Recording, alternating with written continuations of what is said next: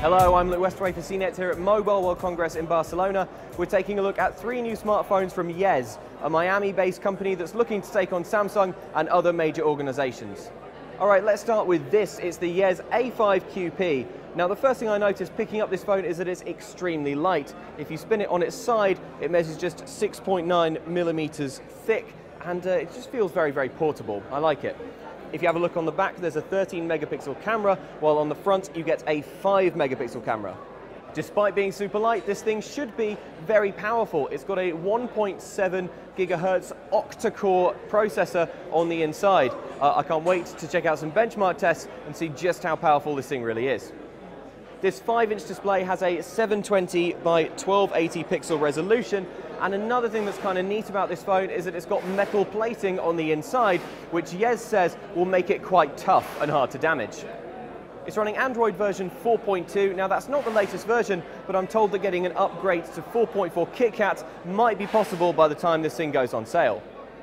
Yezz also has its own app store on this with 50,000 free apps. What's cool about that app store is that you don't have to register, so no putting in your email address, you can just start downloading apps as soon as you get the phone.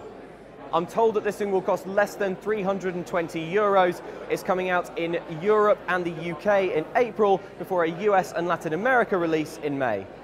Next up is this, it's the A5VP. Now, unfortunately, this thing isn't a real phone yet, it's just a dummy model at the moment, but I'm assured that eventually this thing will have LTE, it'll have a 1.2 gigahertz quad-core processor, and it will be coming out in May in Europe, Latin America, and the US.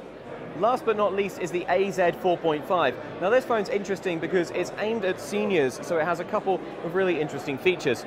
For example, if you have a look down here, these touch buttons are really, really big, so they're easy to see. All the icons are very simple, the interface is very basic. If you flip it around, there's an SOS button here in case of emergencies. There's a 5 megapixel camera too, and on the side there is a flashlight control and a switch for an FM radio. So some inventive features, and it's always nice to see some devices from a company that's an underdog. But what do you think? Let me know. I'm Yezz A5QP for CNET here at Mobile World Congress in Barcelona.